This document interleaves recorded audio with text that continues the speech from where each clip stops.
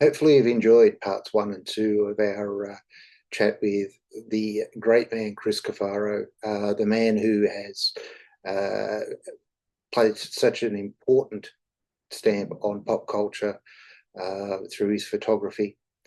In the third and final part of this chat with Chris, we get to discuss, the challenges in the industry, the way it is and the way it stands at the moment, what's happened to it since the 80s and the heyday of the 80s and 90s. And we also talk about Chris's plans for the future, which includes some very exciting news that can't be shared yet. But this August, he will be in Melbourne with a big project. And we look forward to that in so much. I'd like to thank Chris, Greg Bell, and the guys at the ROCKPIT for trusting me with this one. Purely because Chris is such an important figure, an inspiration in my life. So kudos to Chris and to all involved. But thank you for hanging around and enjoy the third and final part of this incredible man's journey and insight to the world of photography. I loved your comment about an image not needing to be perfect to be amazing. So, and from that was something that I took away from another photographer who did a gallery with Behind the Gallery, which was Jonathan Rack from Nine Oh, Inch what Deep. does Jonathan know? Jonathan knows nothing. He's a kid. Give me a break. No, I'm I just had kidding. I had the extreme pleasure of interviewing him and then spending some time with him when he at his gallery and uh, just the stories behind his images and how half of that was luck. It was Yeah. it was luck and it was hectic and it was chaos and how he made the transition from video into photography, and that's where he really became uh, made a name for himself. Is there something about the chaos of a live environment too that allows you a certain element of freedom when you shoot? Well, on the list of things that I love to shoot and do, live photography is not even in the top 10. Yeah, Um, I did it because I started out doing that when I was a kid, and I can do it, and I love doing it. But yeah, there's about a ton of other things I can think of doing before live photography. Now, that saying, so when I was doing it, again, we had film, and it was manual focus, and it was, you were shooting 36 shots in a roll and had to change film, and there's a lot of difference. That's what I was talking to Tom about at the Youngblood thing. yeah, Whereas today, I don't think I've ever shot a live show with digital. I don't think I ever have, actually. I think I pretended to do once, but I'm not I haven't tried it yet. And yeah, I don't think physically I could right now because I have a bad back and yeah, shoulders and everything. yeah, So, but I have to say, I think again, it's just easier now. I mean, yeah. I talk to photographers like when you started shooting live, were you shooting film live with manual focus? I first dabbled with film and then Yeah. I kind of stepped away from it for a little bit and sort of had family and that sort of stuff. And Yeah, yeah. then sort of that was the missing link, I guess, as my son got older and that sort of stuff. And the game had changed. Yeah. It had gone to digital. So it was quite a quick transition. So my son Um, was born in 2004. I was using film prior to 2004, and when yeah. I picked up again in 2012, I guess that's when it had gone digital and was pretty much Yeah. digital. Film was like finding hen's teeth, at that stage because it, it wasn't the way that the world had moved. So Yeah. I was kind All of I know, yeah, but all I know is, I talk to photographers who shoot. I mean, shooting concerts right now has become an activity that I've never seen in my life. yeah, I can't believe how big of a deal it is. yeah, Like 2 years ago, 3 years ago, I went to a Jane's Addiction show at the Palladium in LA, and I went with a young girlfriend of mine, and I was just the first few songs. There's 30 kids in the pit shooting. yeah, yeah, And I hear that's what it is most of the time these days, 20 to 30 kids yeah, shooting. Yeah. And I'm just sitting there shaking my head, and my friend's like, "What's wrong?" I go, "When I was doing this, it was just me. Yeah. There Yeah. was nobody else." Yeah. Yeah. And you could see it online. You could see it. Shooting live concerts. I call it. It's become an activity Yeah. for photographers. There's Yeah. no money in it. I No. don't understand, but it's become like a fun thing to do, and and I get it. Again, I'm old. What it's not for me, Yeah. but I tell them all, and I love to do it to them. I challenge them. Okay, now shoot it. You can stick with the digital, but try shooting manual focus. Come on. Oh, I And do. That's all I they do. just go, no. Yeah. No, I'm manual focus. I am old school principles. I am the fact that the technology is digital. I probably don't utilize it as I should. Yeah. I Yeah. see and frame things as if I'm shooting with film, Yep. and I take it that um, I get that one opportunity. You know, Yeah. You're I looking for that moment where yeah, they're just shooting, spray and yeah, pray, spray and yeah, pray. yeah. Yep. Can't stand it. Can't stand it. Not even looking at the camera. Yeah, Just I know. holding it And up. then I get irritated by people who don't use the viewfinders. That I, drives me. I sit my camera a little away from my face purely because of my eyesight, and I don't like Yeah. having um, like my viewpiece hard up against my eye, but I'm still watching through that. I know. I always tell my friends, like, literally yell at me all the time. You're old. Shut up. Grandpa, go away. But there's certain things that are, I call, my pet peeves, if you know what that Yeah, means. The things yeah, that irritate me in photography, always yeah. have, always will. Photographers who use, three names, wear hats, take pictures of themselves holding a camera. That stuff just annoys me. But, you know, uh, so I get it. I get it. Like I said, I'll tell people I get it. But I just want people, when you shoot film, whether it's a live concert or not, you shoot with more intent, knowing, hey, if Yeah, it's, 120, I have 10 shots on this RZ, and I got to yeah, make all 10 work. yeah, yeah, I'm not going, absolutely. just keep shooting. Well, I'll find the one, Yeah, yeah, I mean, I still to this day, if I'm shooting digital and I get the shot, it might take me 10 frames or 30 frames. As soon as I yeah, get the shot, I'm done. Let's go. yeah, Let's yeah, change. yeah, yeah, yeah. That's A lot exactly of right. times, And again, it's a big, I guess, fall down of mine too. Is that if I do have the luxury where I do, where I don't have to reload and where I know I've got an endless amount of shots, I will take extra shots. But then when it comes to editing and culling, because of the intent that I shoot with and the mindset that I shoot with, yeah, I end up with way more material than I actually need. yeah. And then it becomes hard to decide. It's like, okay, what works best here and what works best there, and So, it's it's it's it's it's actually a bit of a problem to have, especially when you're trying to turn around quickly. And that's yeah, obviously the other thing that the digital age has really emphasized is that it's instant now. You can have that image on your phone within seconds. yep, exactly. So my Um, question to you is, what's the record for the most photos shot in one event shoot in one shoot? What's your for record for me, the? Yeah, I want to see if you come close to mine.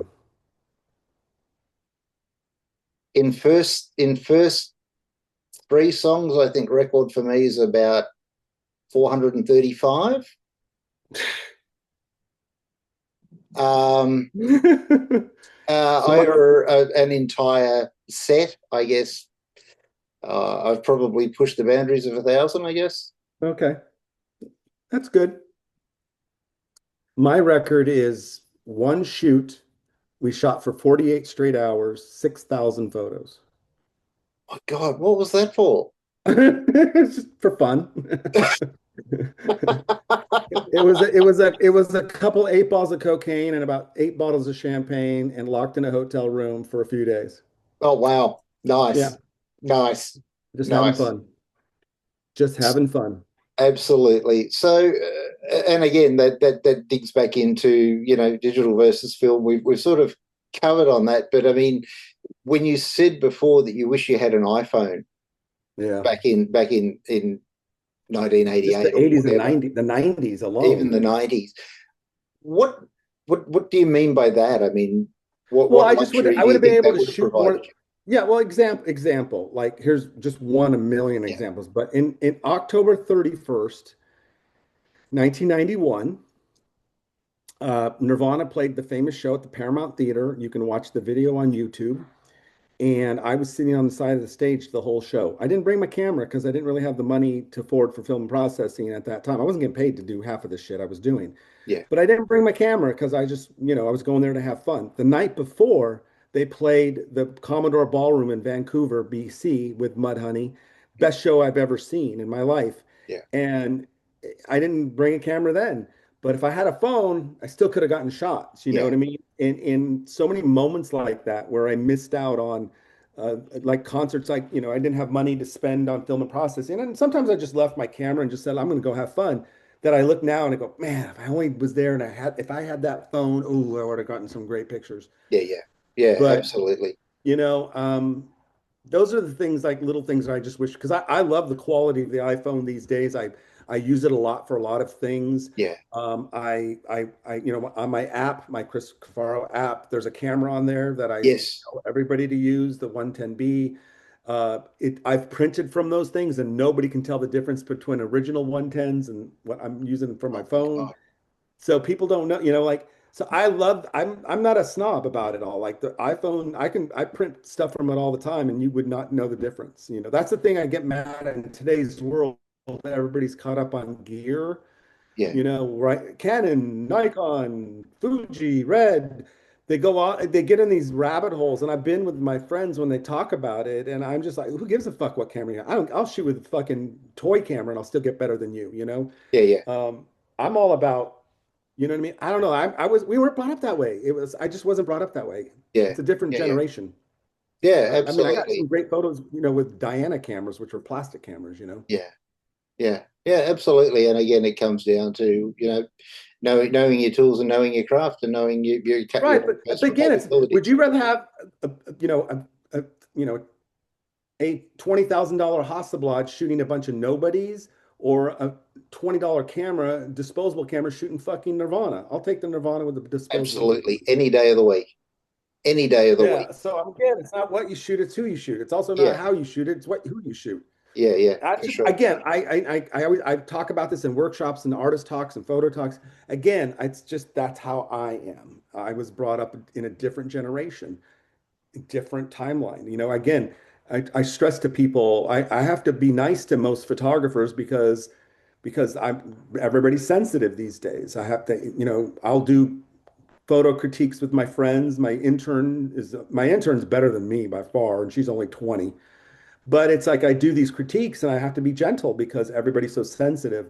Back in my day, my mentor to this day, he's been my mentor for 45 years. Yeah.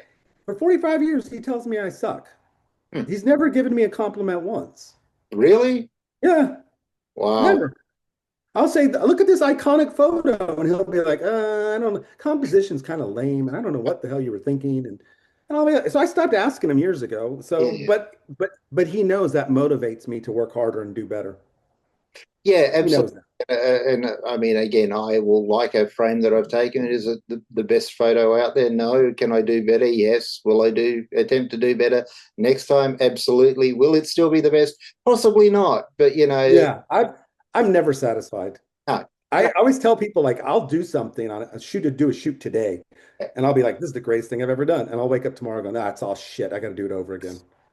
I mean, it drives everybody crazy. My agents used to scream at me in the offices, just, "Would you just let it go for once?" And I'd be like, "No, I can't. It could be better." And like, "Oh, Chris, shut up. You should have seen." I had my first exhibition in LA in 2017.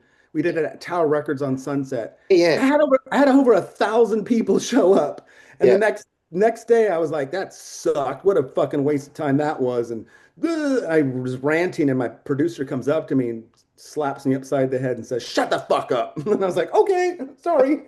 right. You know, she's all like, "You just shut up, Chris." I said, "All right, I'll be quiet." It was fun. It was fun. It was fun. But I was brought up that way. I was brought up, it can always be better. Got to do the work.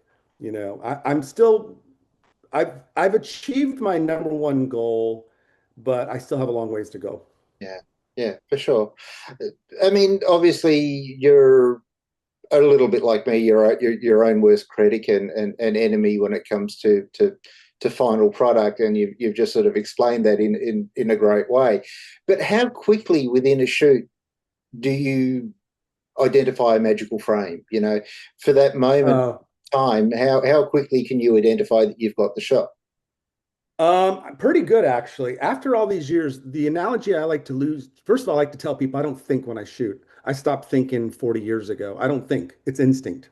Do you know what I mean? You Yeah, know, LeBron James doesn't think about what he's going to do when he plays the game of basketball. He doesn't go, I'm going to switch hands and, okay, I'm going to go here, then I'm going to go here. He just plays and it's instinct. yeah, So that's what it turns into for all of us. We yeah, don't, you're not going, oh, I'm going to move a little to the left and go down. And not, you're not talking to yourself. You're not thinking. You're just doing it. It's instinct. Um, but I also feel like I said, I'm one of those people that's never happy. So I'm always looking to get better, looking to get better. I always think that I'm working at a shoot. If I do something, I dig deeper on it. These days, I try and shoot all sorts of crazy things, and I do, but it's just important for me to do the best I can every time. absolutely, for sure. Now, what advice would you give to an emerging photographer, or someone who wants to build a career in photography today? The same advice I give them all is to open up an eBay account and sell your cameras and get a real job. Yep, Go like you can get a job at Starbucks. You can get free coffee and probably insurance. Uh, I just, I get this all the time. Like I said, I mentor 50 photographers. I talk to photographers all the time. Look, you don't do, I never did it and you won't do, and more now than ever. You don't do photography because you're going to be rich and famous. You don't, I always tell everybody, show me a rich, healthy, happy, physically healthy, old photographer. They don't exist. yeah, They don't exist. The last one, my hero, Paul Jasmine, passed away a few months ago. He was 90 years old, one of the greatest photographers I've ever known. 90 years old, the last 10, 20 years of his life, he's holding on. But you do photography because it's because you have to, you do it because you love it. Um, you do it because it's not a job, it's not a career, it's a life. Any true artist knows that. Any real artist knows. I don't do this for the money. I'm poorer than everybody. I do this because I have to. I do it because I love it and it's just who I am. I've been blessed to meet and shoot and hang out with some of the most incredibly talented people on the planet, from musicians to directors, writers, artists, actors. I've been around the best, and we all have that thing in common. When I meet and have a discussion with a James Cameron and talk about creativity, I walk away going, I'm not the crazy one. I'm okay. I'm okay because he's crazy like me, and we're all, you know what I mean? We're all in the same crazy boat. yeah, yeah, I absolutely. think it's important, like I tell my young ones, I always say to them, like, you're not going to get rich and famous off this, but you're going to have a lot of fun. And my saying, I've never had an easy day in my life. In 55 years of shooting, not one easy day, but I've had more fun than anybody I know, and I got pictures to prove it. Yeah, When you see my retrospective in 5 years, and yeah, it's going to be called Sex, Drugs, and Rock and Roll, it's going to scare the shit out of everybody, and everybody's going to go, "Oh my God." fantastic. That'll make me happy. Fantastic. I love it, and I look forward to it. Now, just on the exhibition side of things, what's your Yeah. paper or stock to print on? Okay, so I've been printing my own. My whole living room is a digital lab, and for years in the beginning, I have Epson printers, but in the beginning I was using Moab papers. But my printer, the guy who prints my really big, big, big ones, because my printer's not that big, he got me to switch to what is it called, Hamamule or whatever, Hanamules. Yeah, And yeah, yeah, I switched to that a while ago, probably about 10 years ago. So I love that papers. I have Epson printers at home. I do all my own scanning. I've been spending the last 10 years scanning my entire archive of music and everything. I'm 95% done. I'm working real hard to get that organized and set up in my trust and everything like that. I'm very organized, anal retentive. I can tell you what I did 30 years ago today. I could probably tell you what I was doing Like I've been organized my whole life. My files are color coded and beautiful, and Oh, wow. that's why I take pride in that. Yeah, yeah. Fantastic. Like Fantastic. I ask a photographer, like nowadays, you guys are lucky in a sense because nowadays everybody has metadata. But you come most, somebody comes to me and goes, so when did you do that Iggy Pop shoot? I can look it up and tell you the exact date. This is when I shot it. This is where I shot it. This is what I did. Here's the receipts to the lab processing. I have all that stuff in job folders and everything. Yeah. So I keep track of all that type of stuff. My dream, I'm sorry, I'm ranting. I'll shut No, up. no, You no, no, no, no, no. This is I, great. okay, so about 3 years ago, yeah, 3 years ago, in Beverly Hills, the Gagosian Gallery, famous galleries, Larry Gagosian, he did a Basquiat exhibition. Do you know who Jean-Michel Basquiat was? Yes, yes. Okay, good. You better. I do. Um, so, so he's been my hero since I was like in my 30s in New York City and stuff. But he did this exhibition that I loved. It was all the works Jean-Michel created while he was in California, whenever the trips he made to California. It was just these big, beautiful pieces, just his work. But it was everything was done in California. And in the middle of this gallery, they had this glass case in the center of the gallery. All the pieces are on the walls, but there was this case, and in the case was all these receipts from the paint that he bought, the wood, the letters and emails and postcards, and it was all very analog because there was no computers really in the 90s and stuff. So it was just this great display of like just life and stuff. Documents of life. Yeah, so I'm just staring at it. I can care less about the pieces on the wall because I'd seen most of them. Yeah, And I just walked home and I just got home and I said to all my friends, and I've said it ever since, like, that's me. I kept all that stuff and it's just been in boxes, but like I have postcards from Eddie Vedder. I have set list. I have demos from Chris Cornell. I have this massive amount of body of what I call my personal belongings and this history. And then I have the receipts and Polaroids from the Michael Hutchins shoots that have never been seen and one of ones. And like I have all that stuff. yeah. And that's why I'm hoping to have part of my retrospective. It's In history, my history.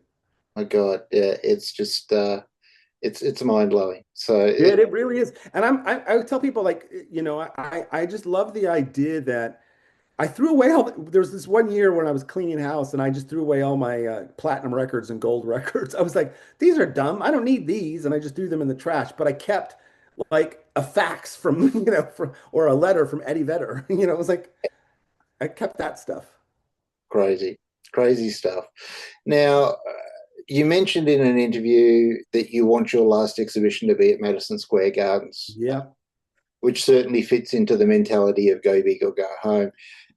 Will that be what we just sort of spoke about? Well, so when I started Greatest Hits, I talked to a handful of people that were what I call my family. And one of them, my mentor since 1987, Michael Littman, the greatest music manager I've ever known, who passed away just 2 weeks ago. He was my hero, my father figure. He was my everything, like since 87. And I miss him dearly already. And I'm going to have a tough year missing him. But he was the one man in my life when I said to him, I want to do Madison Square Garden, the last exhibition. And Michael just goes, I love the idea. Let's make it happen. He never doubted me or questioned me and said, oh, like most people, that's crazy. He knew what it would take, money. You know what I mean? And so we talked about it years ago and we, brought it up every now and then. But Michael was one of the biggest supporters in my life. And I'm going to work extra, extra hard now because of losing him and everything, but I believe in it. I think it can happen. It just takes money. I always say to everybody, can you imagine how many rich families, in New York City, rent the garden out for their kids' bar mitzvah to play basketball? I'm sure. I mean, I'm not exaggerating. I know that's been done. You know what I mean? Yeah, Anybody can rent it. So why a not? couple $1 million and I can make it happen. For sure. Right? Absolutely. So that's my goal. I love the idea of wrapping up this project in New York City. I'm actually going to New York in April to start the process of seeing what's possible and what's not. But my goal is that within 2 years now to finish this project once and for all, do the last music exhibitions, and then move on to the next big thing. which is have you My retrospective, because I there's a hope lot to do, in the yeah, I hope to do in 5 years from now, celebrating my life's work, which is not just me, it's the five other aliases, actually now six aliases and all that work. And then I'm working on also, I'm trying to do a TV series right now. which I again cannot wait for. That's I'm doing a documentary. When we started Greatest Hits, my mentor said to me, "You got to document everything and do a documentary." And I was like, "Me in front of the camera? No, I don't think so." And he said, "You have to do it." And I said, "No, I don't have to do anything." And then he threatened to kill me basically. And I said, "Okay, we'll do it." But I go, "But I'm going to get an actor to play me." yeah, And he just, Chris, that's not how documentaries are done. I go, "Well, I'm not good in front of the camera." So, but I got good and now I'm fine with it all. But I'm just trying to, I keep saying to everybody, I know it says, I don't think this sounds morbid. I feel like the next chapter is my last chapter. So my goal is to make it the best chapter, is how kind of how I look at this. yeah, And I'm trying to take all the wisdom and experience I have and use it for the rest of my life and do some big things and have fun doing it. fantastic. And I guess finally, everybody needs to go and check out your website. We need to go and check out the Greatest Hits app. We need to go and buy prints. Um, and where do we send everybody, Chris? Well, I would say so. I have three websites that are my main websites, and I'm blessed that I get a lot of traffic on them. I get average about 1,000 views a day, which is a lot for a photographer. Um, but I have Cuffaro Photo, which is what I call the past, which is where I write blog posts. I've been writing for years. I like to just rant about things and tell stories. Then I have Cuffaro Hits, which is for the project, which is today. And then I have Cuffaro Plus, which is for what I call new talent, and all the new shoots I've been doing the last like 10 years. So I mix it up because I'm one of those photographers that believes, and the kids I mentor, like if you said to me, Chris, I want to start shooting, fruit and vegetables, well, then I'd go, don't put that on your website because it confuses people of what you do, but create another website to show that work. So, I just believe in that. When, back in the day, I don't know if you ever did portfolios, but I used to have like 10 different portfolios, one for music, one for entertainment, one for portraits, one for fashion. You had different books Yeah, for different subject matters. yeah, yeah, You don't, I'm not going to send my music book to the television networks because they'll just be like, this sucks.